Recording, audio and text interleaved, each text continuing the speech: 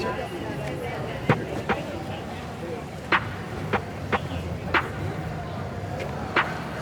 guys got everything you need? Everything good? How you doing, man? Good. All right, Mr. Drew, see you. All right, thank you. You're welcome.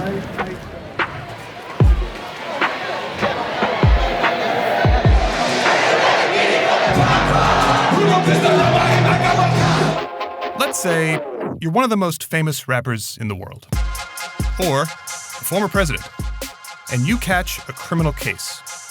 Who do you call? This guy, Drew Findling, aka Atlanta's #billion-dollar lawyer. Findling is arguably the rap world's premier criminal defense attorney. He's represented Cardi B, Migos, Gucci Mane, and Waka Flocka Flame. He's known here in Atlanta, as the New York Times once put it, as a witch doctor, a magician, a god in the streets. And now, he's got a new job, defending Donald Trump in one of the former president's most dangerous criminal probes, the local DA's investigation into Trump's attempts to reverse his 2020 election defeat in Georgia. A lot of outside lawyers think this case could result in charges soon, which makes Findling one of the most important members of Trump's sprawling legal team and, objectively speaking, the least boring. And yes, that is Trump's criminal defense attorney on stage at a hip-hop show. I went with Findling to see DaBaby, one of his clients, at a show in Atlanta's Tabernacle Auditorium. My man. He's the fucking man. You know what I'm saying? He's the fucking man. If you want me to keep it short, he's the man. You know what I mean? Yeah. He's the man. He keeps me out here, safe and sound. You know what I mean? I mean, what we've heard is that he's almost more like giving out advice that's beyond legal advice. Absolutely. Yeah, more so mentor. DaBaby's hardly the only big name who talks about having a special bond with Findling. Just ask Waka Flocka Flame, the rapper famous for no hands and hardened to paint. Hey, how you doing, man? Yeah, for now we're going, right? For people who don't know, who is this guy? Drew Findling, for me, he was a guy that I wanted to be my lawyer, but we just clicked. This guy just know how to talk to people, man. I told Drew, though, you can tell him. When I met Drew, I said, man, you famous, man. He said, I don't know, man, that's you. I said, I'm telling you, Drew.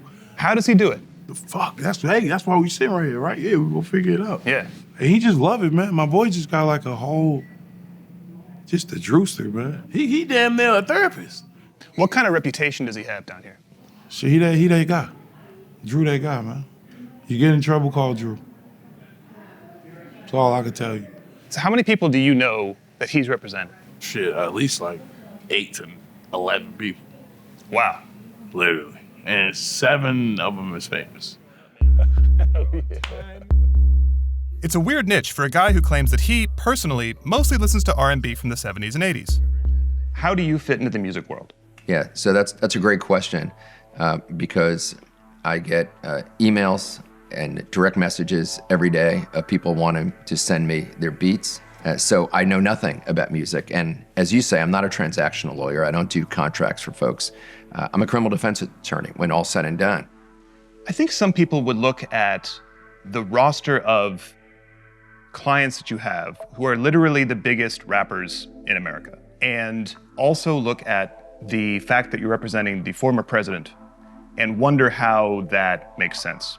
How would you explain that decision to work with the former president as well? We do not choose our clients based on their race. We do not choose our clients based on their ethnicity. We do not choose our clients based on their sexual orientation, based on their gender. And in like fashion, we do not choose or exclude our clients based on their political beliefs or what they've said in the past or what office they had. It's what I've preached and what I've lived by. And so I don't say, oh, you're a rap star, I don't represent you. You're a Republican, I don't represent you. You're the former president, I don't represent you. I don't do that. Still, it's pretty clear that Findling's personal views hardly align with the Magaverse. Trump oversaw the gutting of abortion rights in America. Findling vowed to defend anyone prosecuted under Georgia's anti-abortion law free of charge. Findling praised Colin Kaepernick, the quarterback who kneeled to protest police brutality and racial injustice. My belief right now is the greatest patriot in America today is Colin Kaepernick. Trump had a different take. Wouldn't you love to see one of these NFL owners, when somebody disrespects our flag, to say, get that son of a bitch off the field right now, out. He's fired. He's fired!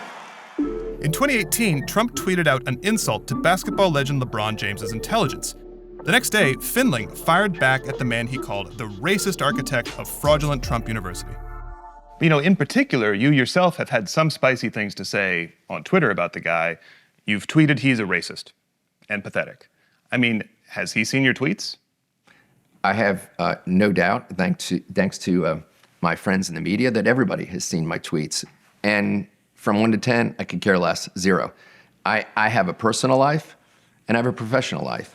Well, the former president's other lawyers have at times had a reputation for bungling. There have been a few instances, and they've gotten into trouble. Michael Cohen went to prison. Rudy Giuliani is a target in this investigation. Is there any part of you that is concerned about how you can do this job and stay safe? All that I've ever done and I've ever preached is that we do everything that we legally, ethically, professionally, and morally can on behalf of our clients, any attorney associated with me. We'll never veer off that path. And if anybody wants us to, in any case, then we just choose to no longer be their lawyer. He also has a reputation for not paying his lawyers. Is there any part of you that's worried about not getting paid? No, I never worry about that. In Georgia, Trump is going to need the best legal help he can get. The DA, Fani Willis, a Democrat and daughter of a Black Panther, has been running an aggressive investigation of the former president. The probe began in early 2021 after Trump called Georgia's Secretary of State and asked for help overcoming President Joe Biden's lead. All I want to do is this. I just want to find 11,780 votes, which is one more than we have, because we won the state. You've said that the famous call from the former president to the Secretary of State, Brad Raffensperger, is a little bit like a prosecutor using a lyric from a rap song. What do you mean? Prosecutors, first of all, don't know the first thing about lyrics, but they'll take out 8 or 9 words. They'll take out something that lasts a few seconds and say, aha, this is evidence of some wrongdoing. In like fashion, no one ever talks about the full 62 minutes. No one ever talks about the surrounding circumstances of those 62 minutes. Everybody just wants to look at something that lasts literally 5, 6, 7 seconds and say, wow, this is it. Let's go and have a case based on that. That's really ridiculous. And irrespective of people's political views, those of us that do this for a living know you got to look at the full context. And so just like when these prosecutors don't look at the full context of music, looking at this phone call, no one's really looking at the full context. When we look at the full context, that's when we realize there is no criminal case, and that's one of the reasons that we jumped into this case. Whether DA Willis would agree with that remains to be seen, but she has a clear track record of treating lyrics as evidence. I think if you decide to admit your crimes over a beat, I'm going to use it. I have some legal advice. Don't confess to crimes on rap lyrics if you do not want them used, or at least get out of my county. But if Willis does decide to bring a criminal case against a former president for the first time in U.S. history, she'll be stepping into a political firestorm. And so will the billion-dollar lawyer. How does it impact your thinking to represent someone who is, to put it lightly, controversial? Yeah, so I've been dealing with controversy for 35 years, man. I mean, I come from being a public defender. The first case that I tried, that I was lead counsel on, was a woman that decapitated her 6-year-old son. I've been dealing with controversy since I was 25 years old. It's not going to stop now. It's what we do as criminal defense attorneys. You either love it or you do real estate closings. I'm Michael Learmonth, editor-in-chief of Vice News. Too often, traditional news outlets shy away from the real stories and experiences of those living through global conflicts.